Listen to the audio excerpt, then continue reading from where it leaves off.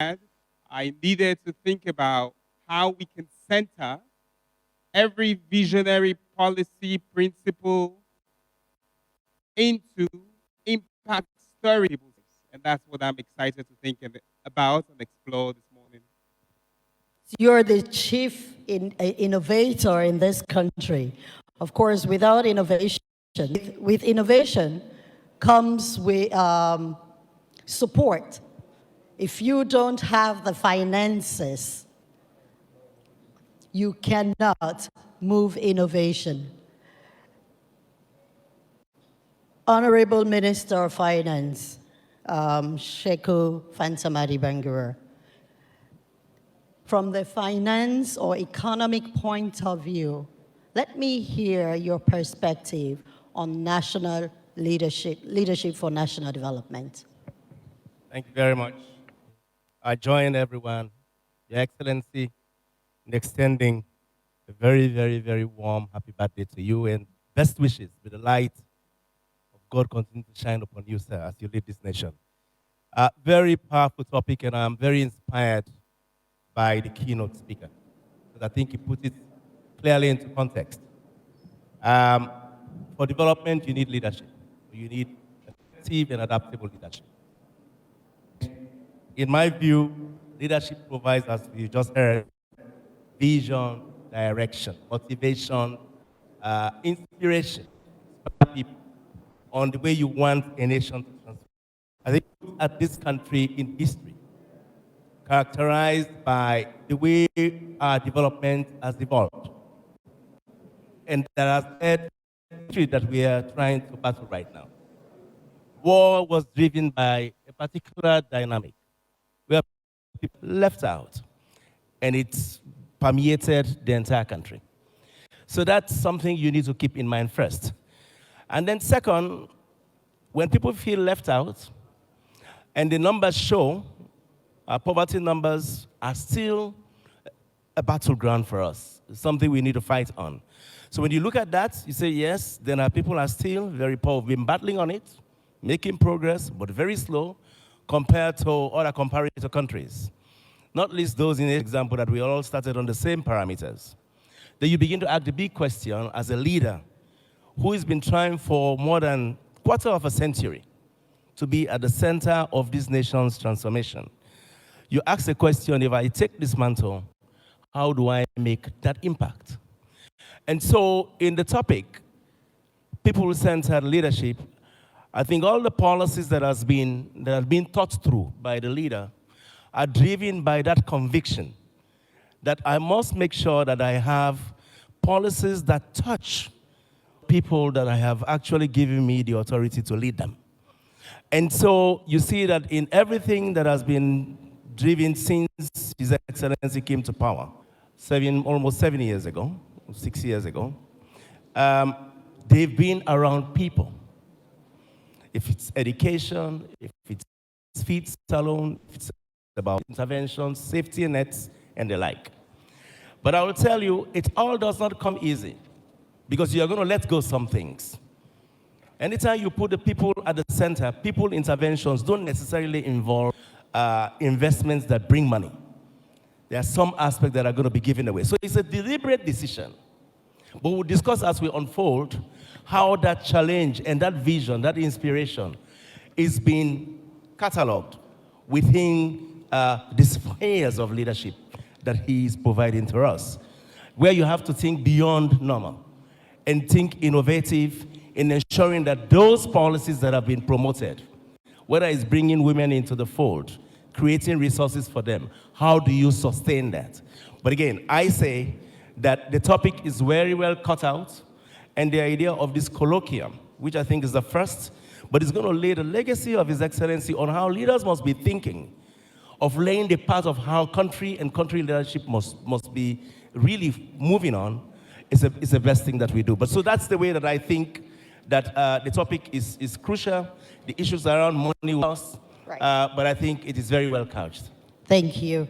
Thank you very much. We'll talk about those policies and those innovative strategies that the government has put in place, especially when it comes to our medium-term national development, which we'll deep dive into later. But let me ask my colleague, media personality, Mr. Anthony Navo.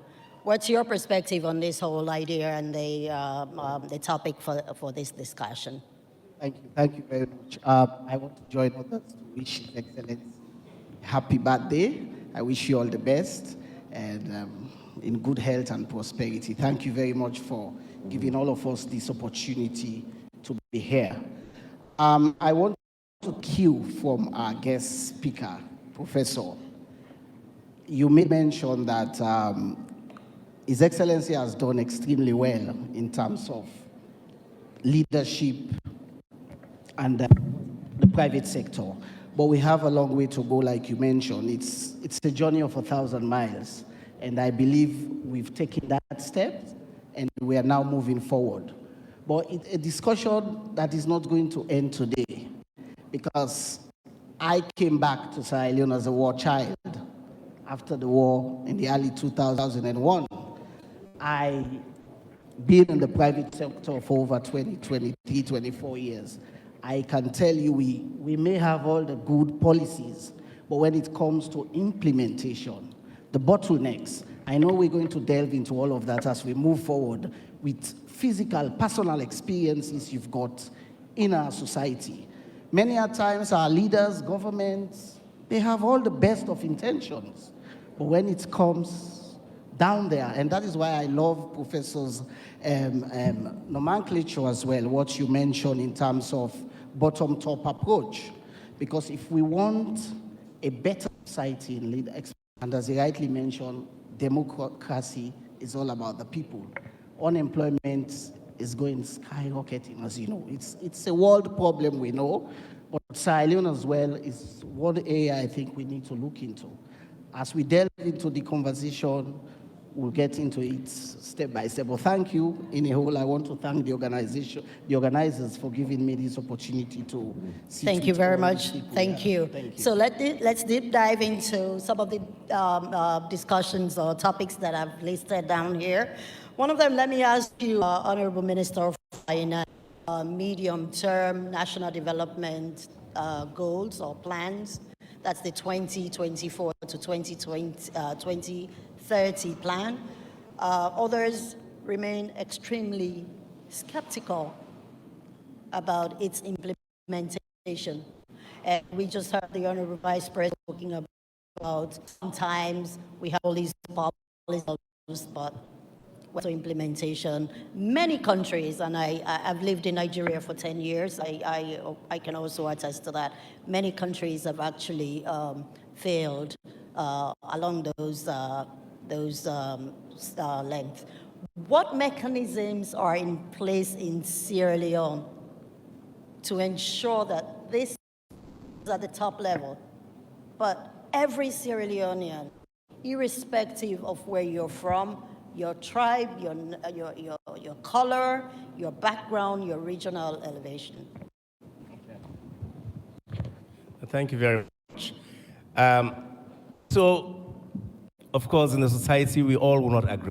The plan is clear. It's a smart plan. It's game changer, obviously. Espoused in the manifesto, give direction to the medium-term development plan. So you have, of course, yes, of course. So the big 5 game changers are people-centered interventions. First, that focuses on feed saloon, which is clearly focusing on the agricultural sector to drive productivity. That is employing more than 55%, 60% of our population, right? That are really way at the bottom, and that's where the greatest employment is created. So that's one. But beyond that, to be able to ensure that we drive productivity and to feed ourselves, especially for rice. Second, it is focused on first time on education, health, but also safety nets as well. And then it's focused on youth and women empowerment. So it has clear targets. We will try and ensure that we target 500,000 people over the next 5 years technology and innovation to back the kind of infrastructure that we put in place, but have a public service that is very effective and efficient in driving the engine of government. Those are the five big game changers. The medium-term development plan is anchored on those. But more importantly, it is well costed, yeah, because that's really what you want to know. How do you drive implementation? It is not only targeted at interventions, but costed.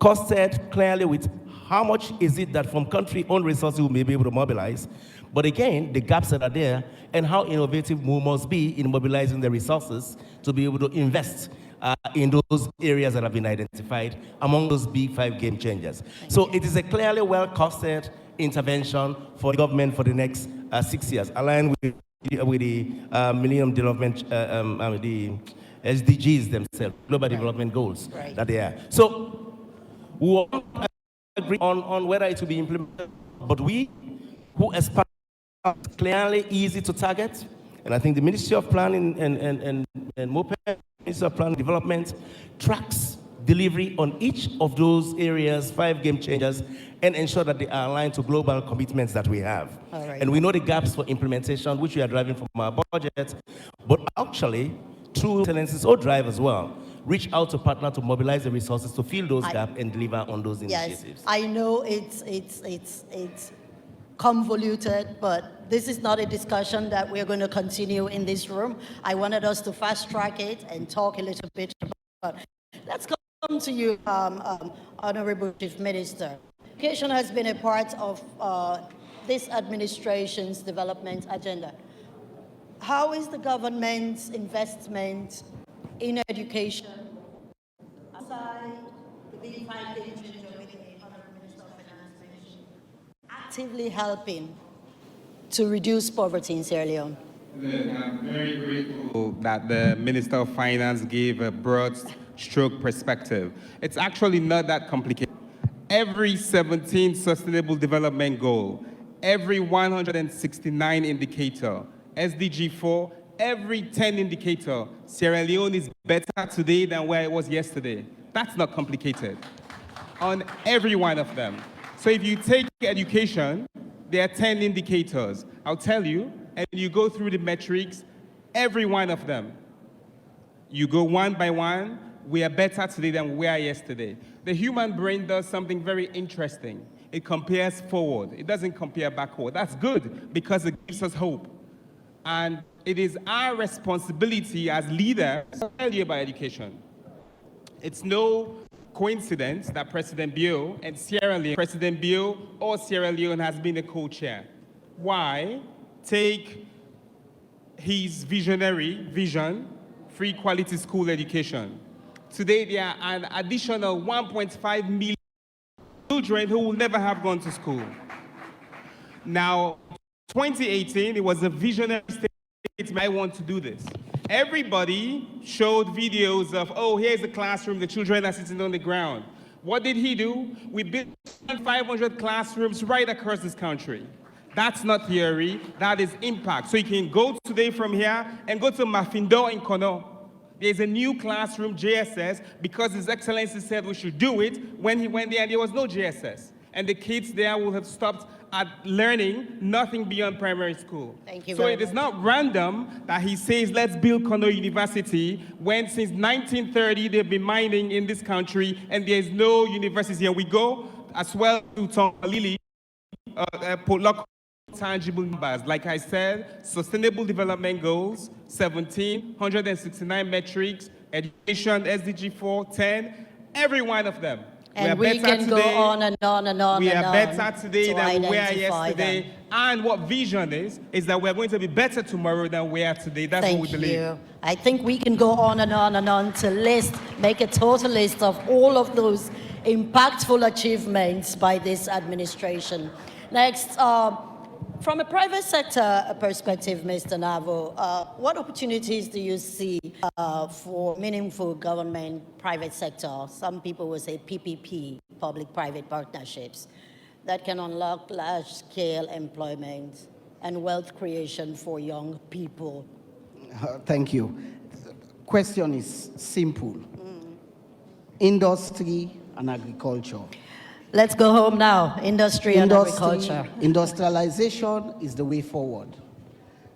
In terms of agriculture, kudos to His Excellency. He has done a lot of been put in place.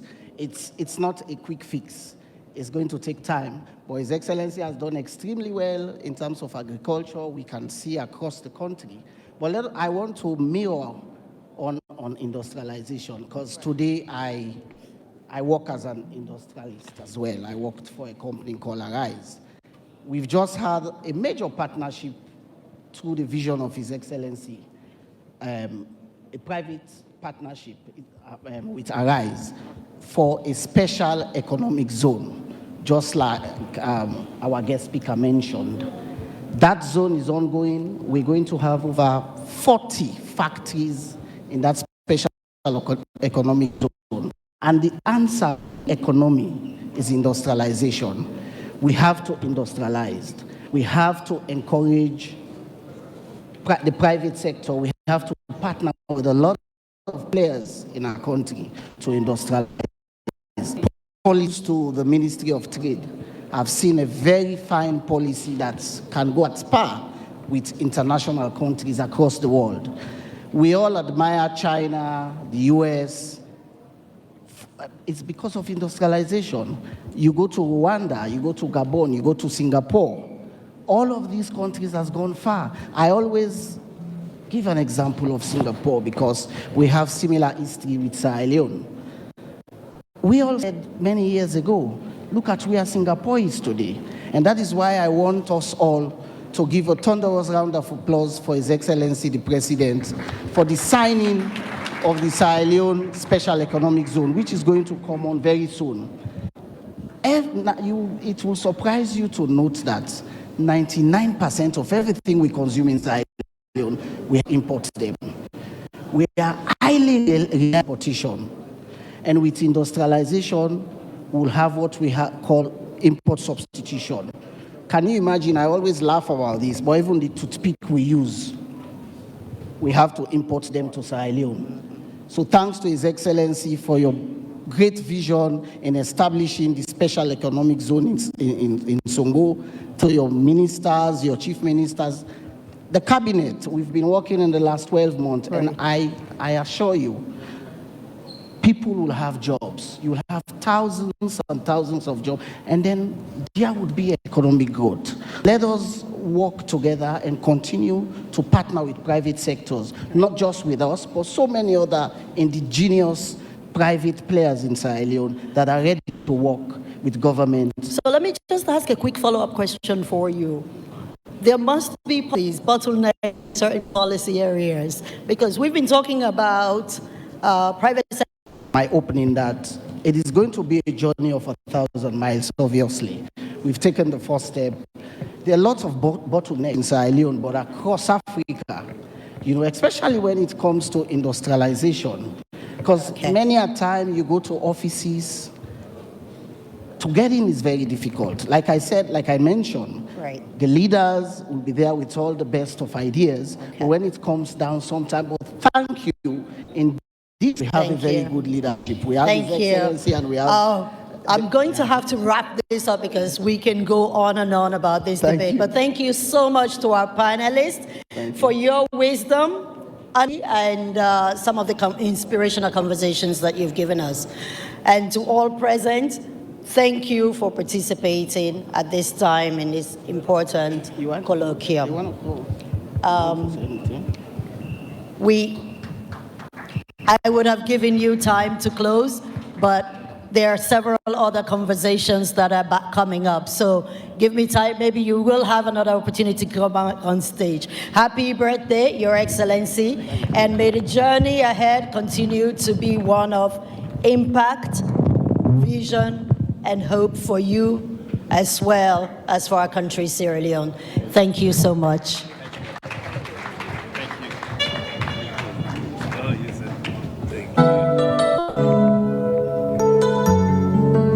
Thank you very much. From my boss, the DG, to me, the Deputy DG. I want to say thank you to our panelists, the Minister, Dr. David Sengeh, our Minister of Finance, and also Antolina Vogino. Thank you very much. Call on the first daughter of the president, Madam Michaela. A round of applause, please.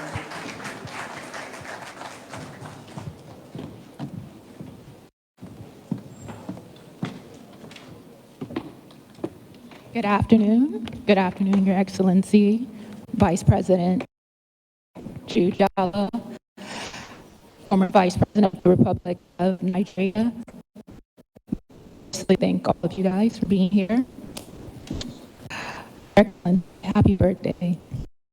The way you need to grow bold and confident, it's the same way you inspire for every young woman in Sierra Leone. That speaks volumes of your character.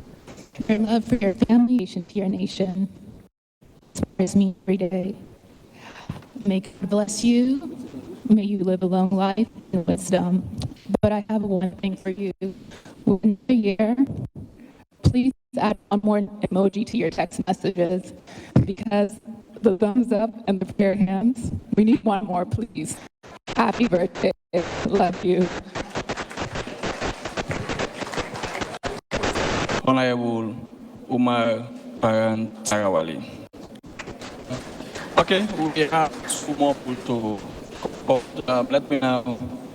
His Excellency the President, the Honorable Vice President, Her Excellency, the First Lady, Ministers of Government, Leadership of Parliament, members of the Deputy Corps, distinguished ladies and gentlemen, good afternoon. Happy birthday, His Excellency, Brigadier Retired Dr. Julius Maada Bio, President of this great republic, wonderful Commander-in-Chief of the Armed Forces, fountain of peace, unity, freedom, and justice. Today, we celebrate not only your birthday, but the inconceivable, unimaginable, tremendous, wondrous, and extraordinary peak and influence you have had on our lives, well-being, and personalities.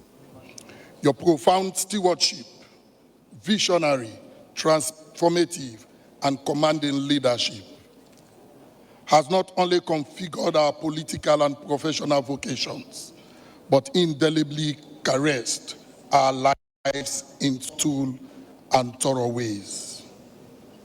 My utmost gratitude and respect to you, sir, for believing in me and a multitude of others. The birthday boy, sir. In 2013, in a small room in Bo, you asked us, that is members of parliament from Bo, to throw our support for someone who was not our preferred choice. In my not too confident voice, I asked, leader, why should we support Mr. X when we don't trust him? In your response, sir, you quietly said, gentlemen, let's look at the bigger picture. Focus your eyes on the ball. Distinguished ladies and gentlemen, these words keep resonating in my mind and have forever become my guiding spirit. I've always learned to make my major major. The bigger picture is the light at the end of the tunnel. It is the national interest. It is the general good of the people. And it is taking risks and sacrificing oneself for the good of others. H.E. sir, my eyes are still focused on the ball. In the pursuit of my goal, I've never been distracted, for I still hear you saying in 2013, focus your eyes on the ball. When things get tough and hope seems lost, my eyes are still on the ball. If you lived during the era of Socrates, I wonder what would have happened to the thought of humanity. How I wished a football team had passed through you as coach. It would have been in the Champions League final today. In 2018, I lost my symbol to return to Parliament. When I thought my world was at an end, I heard the voice of the great leader saying to me, Paran, look at the bigger picture. Focus your eyes on the ball. Today, I realize that the bigger picture, what the bigger picture is all about. Yesterday, I lost my symbol and the SLPP won the presidential, parliamentary, and council elections. Today, President Bio is a torch, illuminating the path to success and development throughout Sierra Leone. So, as we celebrate your birthday today, sir, I want to thank you profusely for being such an inspiring leader to me and my dear countrymen and women. You have accompanied us as youths. Even youths today, you are still carrying us. And I trust in your commitment to land us into the realm of youthest. Your unique mentorship ability has brought us this far. I wish you and your dear family good health and God's continued grace. Happy birthday, Julius Mada Bio.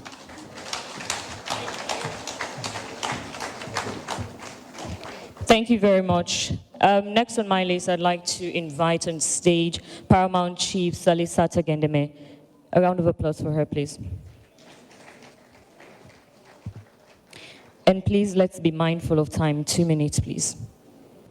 Hello, ladies and gentlemen. Your Excellency, First Lady, I'm so happy to be here today to attend your birthday. I'm so happy for me to be your mom. It was God's plan. God chose me to be your mom today. I'm so happy. Let your mother so rest in peace. Ladies and gentlemen, I'm so pleased to inform you people that Mada Bio was chosen by God. I got the message for him. I delivered that message for him. And for the rest of his life, I know he is God's servant and God still wants him to be in this position. I thank you. Happy birthday. That's your message. I know you don't know. I know what you don't know. Thank you very much, our revered Paramount Chief. We have one more, but this one is going to be a poem. Someone who has been with the president from his opposition days. You know, as a politician, sometimes it's very difficult to have people around you when you're in opposition. But Kaketoma has the soldiers of the president. He has always been there for him. And he said he has a poem. I never knew you were a poet. Thank you very much. Well, you know, President Bio, when he mentors all of us, we become different things. Some become academics, some become poets, some become politicians, and today I want to become a poet. Your Excellency, I have dedicated 5 stanzas to you, titled Birthday to a President, Leader, Mentor. In the heart of silence door rises your view. As it thought I of noble mind, from chief pride, both fierce and true, leading a nation of peace and new, a pillar strong and wise, with clear vision that scrapes the skies. Achievements are vast, both bold and bright, lifting his people from food insecurity's plight. Education, gender equality, and global standing embrace. it carves a future no storm can erase. A mentor's touch, inspiring and kind. It shapes great minds and hearts align. A leader with a gentle hand. It guides us all to understand that greatness blooms when hearts unite and dreams spring to soaring height. Through trials faced, his courage stands, a steady rock for all across the land. A servant leader, humble and strong, turning struggle to hopeful song. His love for his land, a sacred fire, inspires us all climb high. So on this day, with voices raised, we celebrate praise. Julius Maada Bio, President, leader, and mentor, with grace and strength at his core, to the heart of a nation shining bright, a true symbol of courage, hope, and light. Thank you very much. Thank you very much, Mr. Sandy. Interestingly enough, I had to fight with my co-host to actually introduce this next speaker. Your Excellency, distinguished guests, permit me to invite a woman who I truly admire. She has been a force to reckon with. She has been a strong advocate for women and girls in Sierra Leone. And for that reason, please help me invite Her Excellency, Dr. Fatima Bio, First Lady of the Republic of Sierra Leone, to lead us in the symbolic cutting of the cake and also toast.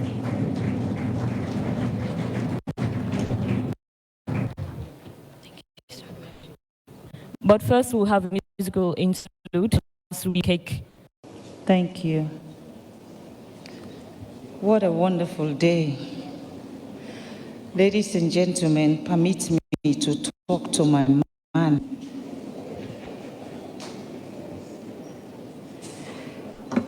A former Vice President of the Federal Republic of Nigeria, my own Vice President, Honorable Mohammed Julde Jallo. Please permit me to stand on existing protocol, Your Excellency. First, let me start by welcoming again Professor Osibanjo. We have a pack, me and him. And in that pack, we agreed, and the reason why I'm announcing it in Sierra Leone, so that when they see me working in Nigeria, they'll understand why. We promised I was going to be his campaign manager one day, and he is going to write my biography. And we have agreed, and I'll still hold you on that, sir. So I want to talk to my man. Today, as we celebrate your birthday, I want to also celebrate the years of our journey together. My heart is full of gratitude. Gratitude for the man you are, the life we share, and the love that continues to grow stronger with time. You have been more than just a husband to me. You have been my anchor, my safe place, my great support. Through every season, through joy and through struggle, you have led our family with unwavering strength, deep compassion, and a wisdom that lights the way even in the darkest moment. You are a man of remarkable character, hardworking, selfless, and fiercely devoted. I have watched you give your all, not just to us, but to your work, your community, and your nation. The respect people have for you is not just for the position you held or the accomplishment you have achieved. It is for the man of integrity and quiet power you are every single day. As a father, you've been a pillar of love and guidance to our children. You are a foundation of wisdom and courage, a man who leads by example and love with action. You've taught them that true greatness comes not from titles and applause, but from kindness, honesty, and sacrifice. And to me, you are still the man who make me feel safe, cherished, and seen on the hard days and the bright ones. As a leader, you have inspired those around you to be better, and as a husband, you have made me seen, valued, and cherished in ways words can barely express. So today, I celebrate you, Julius. I celebrate your life, your legacy, and the deep, steady love you pour into this family and this world. I am so proud to walk beside you, and even more proud to love you. We are not just marking your 61st birthday. We are celebrating a life so richly lived, a heart so generously given, and a love that has carried us through all these years. It's difficult to put into words the depth of gratitude I feel in my heart, but I will try because you deserve every word and more. From the moment we began this journey together, you've been the steady hand guiding our path. You've been a loving husband, a devoted father, a wise mentor, and an unwavering leader, not just to our family, but to so many others who have looked up to you with admiration and trust. You have carried responsibilities most will shy away from, and yet you've done it with quiet dignity, humility, and strength. I have watched you rise early every day, work long hours, and give all to the dream and needs of others, never once asking for recognition, never once complaining. You have always believed in doing what is right, even when it's hard. And through it all, you have kept your heart open, soft where it needed to be, and strong where it must. But more than anything, you've been the soul of this family. Your laughter has filled our home with light. Your faith has kept us steady in storm. And your love, oh yes, your love has been the most extraordinary gift of my life. All these years, as your partner, I am still in awe of the man you are.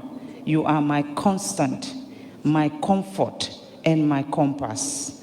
The one I turn to for wisdom, for strength, and for hand to hold when the world feels overwhelmed. Loving you has made me a better woman. Walking beside you has made life fuller than I ever imagined. And today, as I look at you, I see a man whose legacy is already alive in the people who have uplifted, in the lives you have touched, and in the family that rises each morning proud to bear your name. Happy birthday, my love. May this new year of life bring you rest when you need it, joy in every small moment, and the deep abiding peace of knowing that you are deeply loved, not just by me, but by all those fortunate enough to know you. Here is to you, to 61st years of purpose and grace, and to a future that I am honored to face with you till death do us part. Happy birthday, darling. Thank you.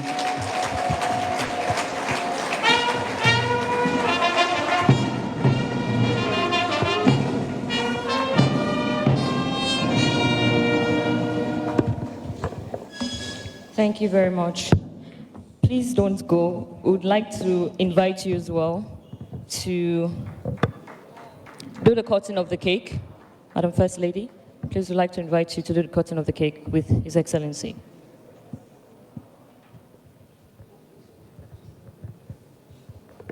We're all going to be counting.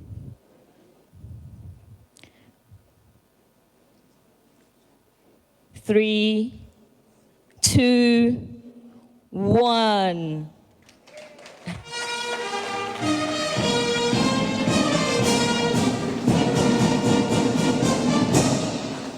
Happy birthday to you. And if you'd like to call on any other person you would want to possibly cut the cake with. Okay. We'll have the Vice President, Dr. Mohammed Julajalo, and of course, the former Vice President of the Federal Republic of Nigeria, Yemi Osibanjo. 3, 2, 1.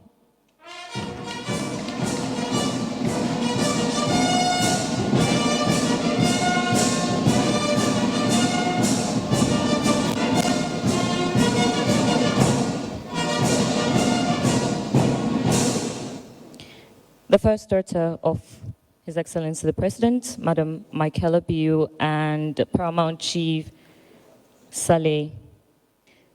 At the count of 3, if there's, okay, one more person. Another daughter of the President. At the count of 3, 3, 2, 1.